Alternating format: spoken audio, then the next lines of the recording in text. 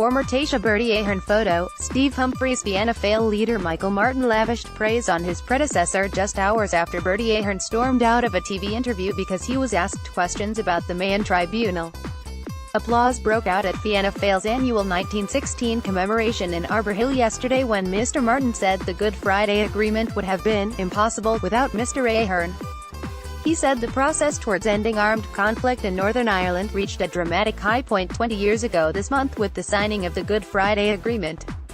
The agreement built on the tireless work for peace of many people over the years, but there is no doubt that it would have been impossible without Bertie Ahern's leadership as Taoiseach. Scale of the problems which he and others overcame in that negotiation and in those which followed dwarf any that exist today, yet what we are seeing is a very real threat. The first agreed settlement in the history of this island. Asked about his scripted comments by reporters afterwards, Mr. Martin said, "The words I made are genuinely articulated in the context of the service he did this state in relation to achieving peace on this island." He declined to engage in speculation that Mr Ahern might make a bid for the presidency if Michael D. Higgins does not seek a second term. Mr Martin said he didn't believe a presidential campaign from the ex-Taoiseach was on the agenda. "I think in terms of the forthcoming president, I think it remains to be seen.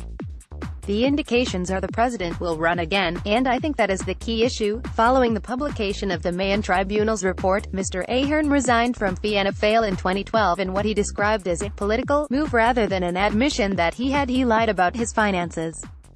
The tribunal did not find the former Taoiseach to be corrupt but said much of the explanation provided by Mr Ahern as to the source of substantial funds was untrue. He has always maintained he did nothing wrong, citing dig-outs from friends to help him cover legal bills after his divorce as an income stream. Mr Martin did not respond directly to a question about whether the day is coming when Mr Ahern could be welcomed back into the party fold.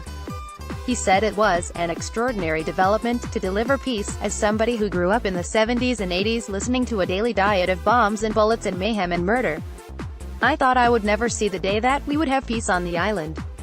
And it is a great tribute to all of those who contributed to it at the time," he said. It comes after Mr Ahern walked out of a television interview in Germany on foot of questions about his mixed fortunes in politics. Journalist Tim Sebastian put it to Mr Ahern that he hadn't been truthful at the tribunal. Mr Ahern responded by saying he was happy with his evidence and had dealt with the issue of the tribunal comprehensively. The former Taoiseach has always rejected the tribunal's findings and told the interview he was quite happy I cleared my name. "I have definitely dealt with that issue and I'm not saying any more about that issue. I've dealt with it comprehensively," he said. Mr Sebastian changed topic to ask whether Mr Ahern intends to run for as a new reign. Before saying, "Let me talk about the economic crash," Mr Ahern began to remove his microphone, complaining, "I agreed to meet you on the Good Friday Agreement. We have done that, so we are finished." He shook hands with Mr Sebastian and walked off camera. Irish Independent